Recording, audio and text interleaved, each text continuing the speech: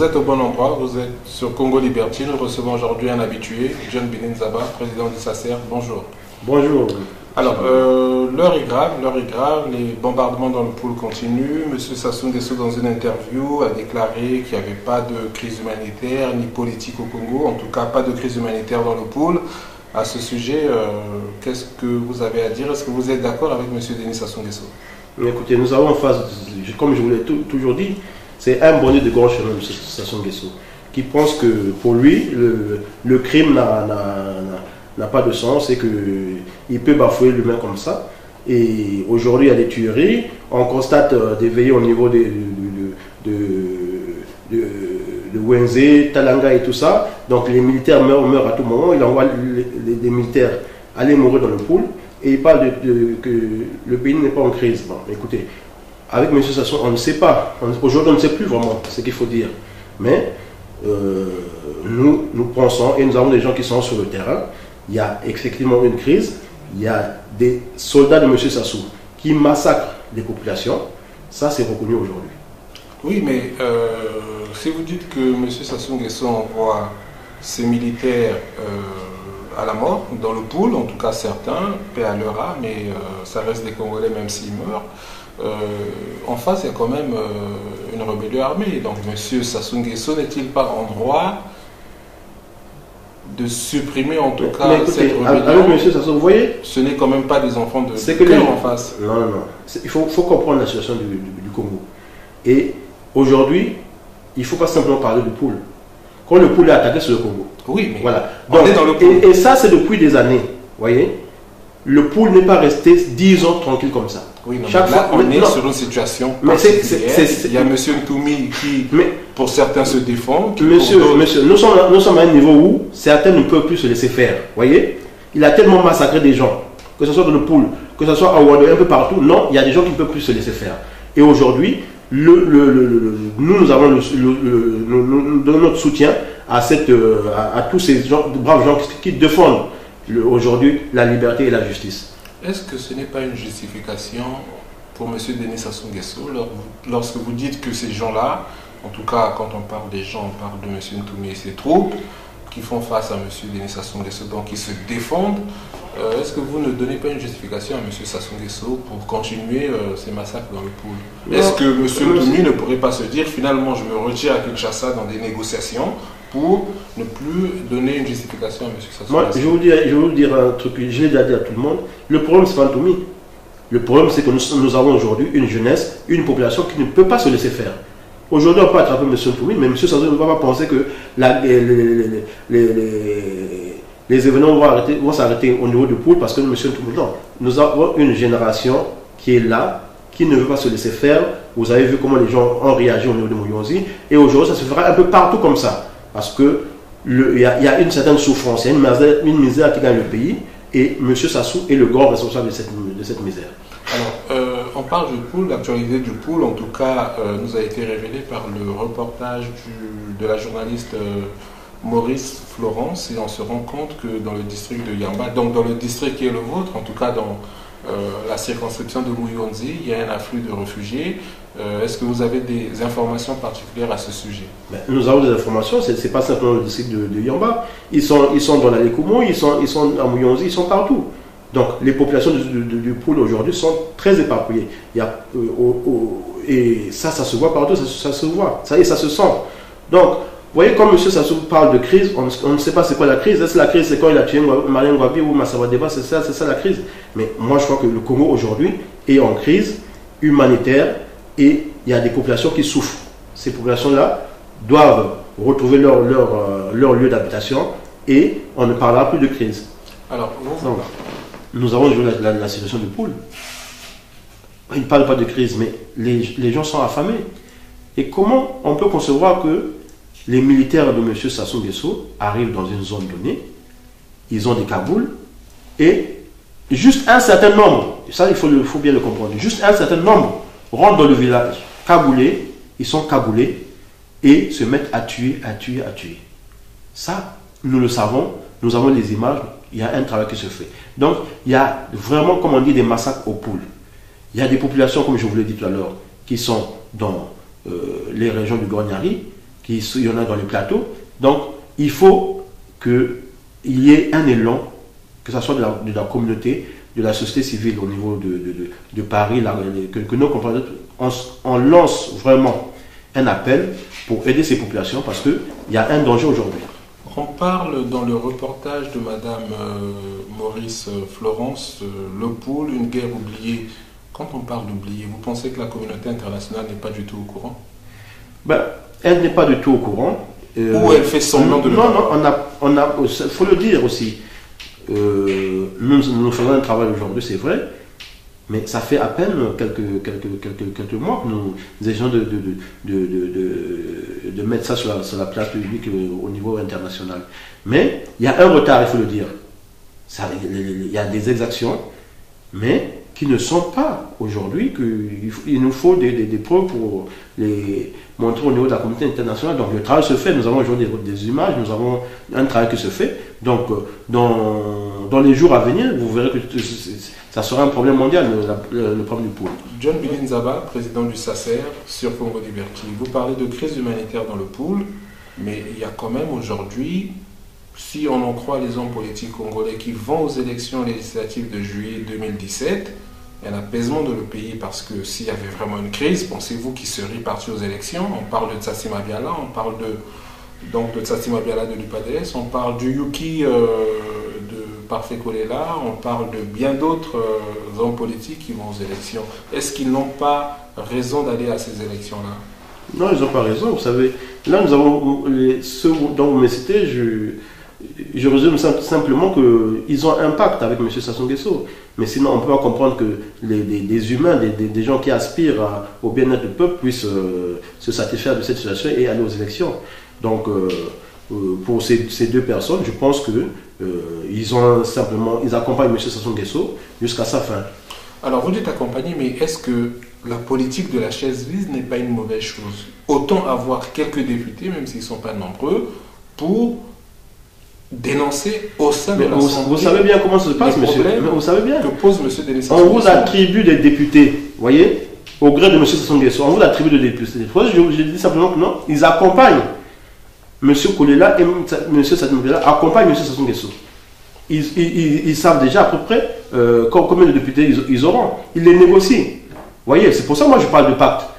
Hein, parce qu'on ne peut pas tolérer, vraiment, quand on est humain, qu'on fait de la politique pour aider les populations, on ne peut pas jouer à ça. Mais il y a les élections législatives, il y a aussi les communales, parce qu'il y aura 2 élections. Mais celui qui les organise, premièrement, M.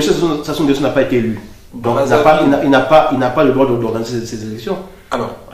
Mais il y a des élections qui vont se faire. On va acter ce fait. M. Kolela serait arrivé, si on en croit les chiffres qui circulent, en tête des suffrages à Brazzaville pendant l'élection présidentielle. Il pourrait gagner la mairie de Brazzaville, par exemple. Ça pourrait être un bastion de l'opposition pour mieux organiser les élections futures. Mais vous savez bien que M. Sassou ne peut pas le permettre. Je vous dis qu'ils accompagnent, donc ils auront droit à un quota donné. Ça se passe comme ça. Et aujourd'hui, il y en a qui sont bien sûrs d'être députés quelque part. Donc il n'y a pas de doute. Ils accompagnent, je le dis bien, ils accompagnent. Donc ce n'est pas des élections qui seront bien reconnues. Et je vous dis simplement que c'est organisé par un monsieur qui a été battu aux élections présidentielles et qui n'a aujourd'hui même pas le minimum, c'est-à-dire que soutien des Congolais pour ça. Nous sommes dans une situation où il devrait beaucoup plus aider les populations aujourd'hui qui souffrent. Vous savez, il n'y a pas de salaire, il y a des fonctionnaires qui ont 5 mois derrière de salaire. Aujourd'hui, il y a la crise, mais M. Kassassou ne le reconnaît pas. qui était en crise. Non, attendez d'abord, non. Il faut en train de négocier un plan de sauvetage avec le FMI. Mais écoutez, ce plan de... il a toujours négocié, on lui a toujours donné de l'argent, il n'a jamais rien fait. Il avait parlé de l'argent des générations futures, on n'a pas vu. Donc aujourd'hui, on lui demande simplement de justifier ce qu'il a fait de cet argent des générations futures. Qu'est-ce qu'il a fait? Il n'a rien fait. Donc il l'a mis dans ses poches, comme il l'a fait toujours. Et nous, aujourd'hui, au niveau de la diaspora, nous pensons que ce crédit-là ne lui sera pas octroyé. Et nous nous battons pour que le FMI ne lui verse pas cet argent-là. Lors de l'émission de M. Denis Sassou Nguesso sur France 24, j'ai un ami des Comores avec lequel je regardais l'émission qui m'a dit « Et si les Congolais méritaient M. Denis Sassou Nguesso ?» Quand on voit ce que font les hommes politiques congolais, participer aux élections législatives lorsque on est en train de massacrer une partie des populations du pays, est-ce que finalement nous ne méritons pas, quand je dis nous, les Congolais... Non, moi je ne veux pas dire ça, je veux pas dire ça. Non, monsieur Sassou est resté plus de 40 ans au pouvoir. Donc il a pu installer les hommes qu'il voulait, il a pu fabriquer des politiciens, donc c'est monsieur Sassou qui veut ce Congo-là.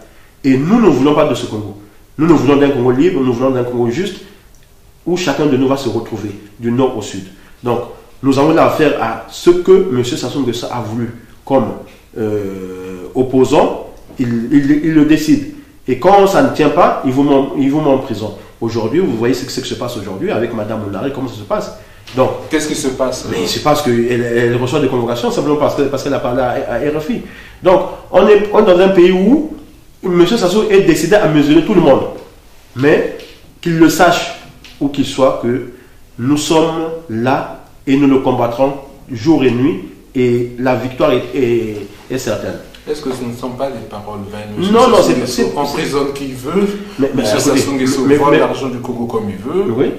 Ça fait quand même un moment qu'on dit que M. Denis Sassou Nguesso... Non, mais c'est pas un moment, on le démontre. On le démontre. Sur les antennes de Congo Liberty. Non,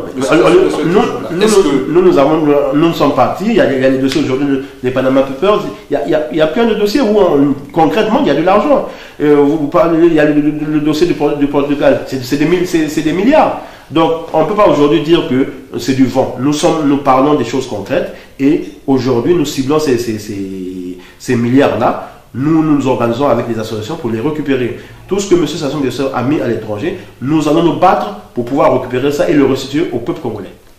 John Bilinzaba sur Congo Liberty, on a vu dans l'interview de M. Denis Sassou Nguesso, toujours dans cette interview qu'on est en train de commenter, qui parlait des prisonniers politiques qui étaient pour lui des prisonniers de droit commun. Qu'est-ce que vous pensez à ce sujet? On parle du coup d'État de Mokoko, M. Sassou Nguesso aurait des preuves, mais personne ne sait réellement si M. Mokoko n'avait pas l'intention de faire un coup d'État. Qu'est-ce que vous en pensez? Ben, écoutez, nous on l'a toujours dit, hein, M. Sassou Nguesso, il dit ce qu'il veut, mais vous savez, nous sommes dans des pays où il y a la loi et chaque fait est déterminant. Donc il parle d'un pays du pôle, il n'y a pas de crise, il n'y a pas de prisonniers politiques, mais aujourd'hui, nous savons que M. Mokoko, c'est un prisonnier politique. M. Okomé est prisonnier politique. Qu'est-ce qu'il leur reproche sincèrement? Qu'est-ce qu'il leur reproche? Il leur reproche d'avoir détenu des armes de guerre. Nous savons comment ça se passe. D'avoir organisé depuis l'étranger un coup d'État contre les institutions. Monsieur, c'est organisé par M. Ngakana et puis les autres qui viennent introduire les armes pour avoir. Monsieur Okomé, ça a été recherché même avant qu'on découvre les armes chez lui. Vous voyez? Donc, M. Sassou Nguesso, il faut faire attention à ce qu'il dit. Aujourd'hui, il parle de Dieu, par exemple. Hein? Bon, c'est vrai, chacun pour soi, Dieu pour tous. Donc, simplement, je voulais dire à certaines personnes et aux Congolais que nous avons là M. Sassou Nguesso qui se trouve bloqué, qui est dans une situation où il sent qu'il n'a plus d'ouverture et que son départ est imminent. Donc, nous devons en prendre conscience, que ce soit dans l'armée, que ce soit partout ailleurs. Donc, M. Sassou est conscient que la situation pour lui est difficile et qu'il n'y a pas de retour. Vous pensez que c'est pour ça qu'il parle de Dieu? Mais moi, je connais M. Sassou Nguesso. Hein. Il n'a jamais parlé de Dieu. Quand il a tué les Massamba Deba, les Mwabi, il n'y a pas Dieu. Donc aujourd'hui, il se retrouve seul dans une situation où il commence à tout remettre à Dieu. Mais nous devons bien l'interpréter et comprendre. C'est un signe? Mais c'est un signe. C'est les signes de temps. Donc, les populations, les militaires aujourd'hui, vraiment, que de tous bords, soyez conscients. Soyez conscients et l'avenir du Congo dépend de nous, dépend de vous. Vous devez être vraiment déterminés à mener une action pour libérer le peuple congolais. Aujourd'hui, ce n'est pas un problème du Nord, ce n'est pas un problème du Sud. Oui, mais M. Denis Sassou Nguesso, selon certains, a tribalisé l'armée. Est-ce que vous pensez que cette armée tribale peut renverser M. Denis Sassou Nguesso? Mais écoutez, on a parlé de tribaliser, mais Ado a été tué par M. Sassou Nguesso. Le colonel Solo a été tué par M. Sassou Nguesso. Donc vous voyez, et Sassou a tué plein. Et parfois, les gens ne disent même pas, mais au Nord, il a tué plein. Nous le savons. Nous avons les dossiers aujourd'hui. Et Sassou massacre les populations, que ce soit au Wando, que ce soit à Makwa, partout ailleurs. Même ses proches de Oyo sont souvent liquidés. Donc, aujourd'hui, n'attendez pas votre tour, mais pensez au Congo. Pensez au Congo. Que ceux qui vont dans le pool, vraiment, qui comprennent que là-bas, ce n'est pas l'intérêt de M. Sassou qui vont... Ce n'est que l'intérêt de M. Sassou qui vont servir, mais pas l'intérêt du Congo. Il n'y a pas à tuer les populations du pool. Il n'y a pas à faire toutes ces actions qui sont commises. Et il faut les dénoncer. Nous savons que c'est une certaine catégorie qui va se mettre à tuer les populations, à les violer, à brûler. Donc, on tue et puis on incendie les villages. Donc, je crois que nous sommes arrivés à un niveau où le peuple congolais, les militaires doivent comprendre et prendre conscience pour retourner cette situation. Et même, n'hésitez pas, si possible, de laisser les armes à M. Ntoumi ou à d'autres personnes, parce que ce sont des gens qui sont en train de défendre le Congo, qui défendent la liberté. Ils ne feront pas de mal aux populations congolaises. John Médine Nzaba, président du SACER sur Congo Liberty. On va parler de l'élection de M. Macron. M. Macron a été élu président de la France. Il va donc gouverner ce pays en ayant une politique africaine. Pour le moment, il vient d'être élu. Qu'est-ce que vous avez à dire à ce sujet, en particulier sur son volet africain? Ben, écoutez, moi j'étais très satisfait que ce soit les deux personnes-là, que ce soit Mme Le Pen et M. Macron qui soient arrivés à ce niveau-là. Parce qu'il faut le dire, c'est des personnes aujourd'hui qui ont cherché à comprendre la situation du Congo, la situation de l'Afrique. Donc, nous avons souvent été interpellés pour donner des conseils, pour donner des positions. Et les deux ont défendu vraiment des positions sur le Congo que nous défendons. Donc, aujourd'hui, M. Macron est là, nous le soutenons. Nous avons des personnes fiables qui sont autour de lui, qui peuvent nous aider à influencer sur la politique africaine. Donc, je crois que notre travail aujourd'hui, c'est faire pression, continuer à faire pression, comme on l'a fait, pour qu'ils ne reçoivent pas certains dirigeants dont M. Sassou Nguesso. Nous allons continuer à le faire et moi je suis certain que les choses iront mieux comparé avec M. Hollande. Est-ce que ce n'est pas une illusion de plus? À chaque élection en France, on voit les Africains.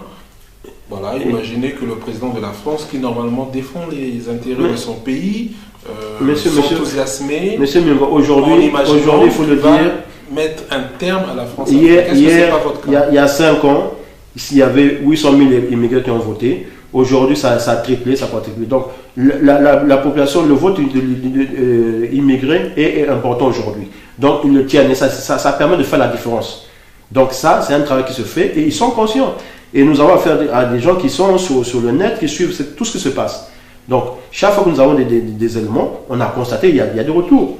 Il y a des retours. Donc, c'est pour ça que je dis que tout simplement, non, nous n'allons pas laisser les choses faire. Nous allons continuer à faire la pression. Nous allons continuer à travailler un peu comme on a fait aux États-Unis. Nous allons le faire ici en France et en Europe.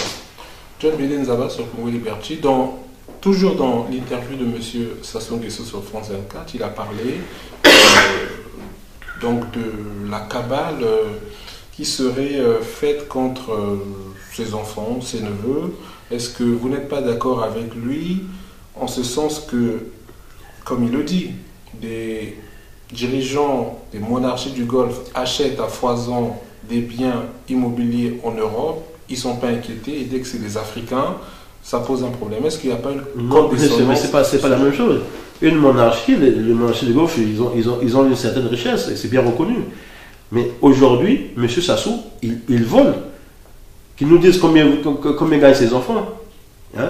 Quel travail ils font pour voler autant d'argent. Donc, le problème, c'est pas ça. On demande à M. Sassou Nguesso, il a voulu gérer le Congo, qu'il le gère normalement. Le Congo, c'est plus de 4 millions d'habitants. Donc, avec toutes les richesses que le Congo gagne, certains Congolais peuvent se retrouver, même si lui, il peut se retrouver avec 1 milliard à côté. Mais comment les Congolais se retrouvent. Aujourd'hui, il suffit d'une petite crise de pétrole comme ça, les Congolais n'ont plus de salaire. Est-ce que c'est normal? Et on voit les enfants de M. Sassou Nguesso qui font des placements ailleurs, alors qu'ils n'ont même pas de société, une société au Congo, ils ne font rien. Mais tout ce qu'ils savent, c'est amasser les sous. Non, nous sommes dans une situation où M. Sassou Nguesso, en fait, s'adresse à nous. Il faut le comprendre. Parce que c'est nous qui avons ouvert les yeux aux Occidentaux. C'est nous qui avons ouvert les yeux au niveau des grandes chancelleries pour tout ce que M. Sassou Nguesso fait. Donc, il suffit aujourd'hui que M. Sassou Nguesso justifie simplement, puisqu'il demande de l'argent au FMI, qu'il justifie simplement ce qu'il a fait de l'argent du pétrole qu'il a eu pendant près de 14 ans. Et ça sera fait. Donc, M. Sassou aura beau se plaindre, vous savez, quand il se plaint comme ça veut dire que la coupe est pleine et qu'il sent qu'il y a une pression qui est faite. Et nous allons continuer, nous allons l'accentuer jusqu'à ce que, même qu'il soit arrêté, je l'ai toujours dit, nous le ferons. C'est quoi la solution aujourd'hui, M. Sassou Nguesso est encore en place, qu'à cela ne tienne? C'est quoi la solution? Est-ce qu'il faut appeler le peuple à la rébellion? Est-ce qu'il faut un coup d'état militaire? Pour vous, c'est quoi la solution? Parce que M. Denis Sassou Nguesso ne partira pas avec les élections. Nous en sommes conscients. Nous savons à quel moment les choses vont tourner. Vous savez, aujourd'hui, je vous rappelais un peu comment ça s'est passé à Mulonzé quand cette fillette est décédée. Donc, aujourd'hui, le peuple congolais qui aujourd'hui est en train d'acquérir une certaine maturité. Donc cela ça sera déterminé dans les jours qui suivent, parce que il suffit d'un couac de M. Sassou Nguesso et le peuple congolais va se lever et vous verrez que ça sera la fin de M. Sassou Nguesso. Donc les armes, c'est aussi une solution, mais je vous dis simplement que le tout revient au peuple. Et moi je crois qu'avec ce qui se passe aujourd'hui, le Congolais comprend que son destin est dans ses propres mains, pas ailleurs. Et ça, il faut que nos amis comprennent que non, c'est à nous-mêmes de faire partie de M. Sassou Nguesso par tous les moyens, comme on le dit toujours. John Bénin Zaba sur Congo Liberty, votre mot de la fin? Le mot de la fin, c'est, je reviens toujours pour dire que nous sommes dans une situation bien particulière, le Congo-Brazzaville, et que on ne nous a pas abandonnés. Mais je rappelle simplement que le plus grand travail a été fait, et ce qui reste à faire, c'est aux Congolais de le faire.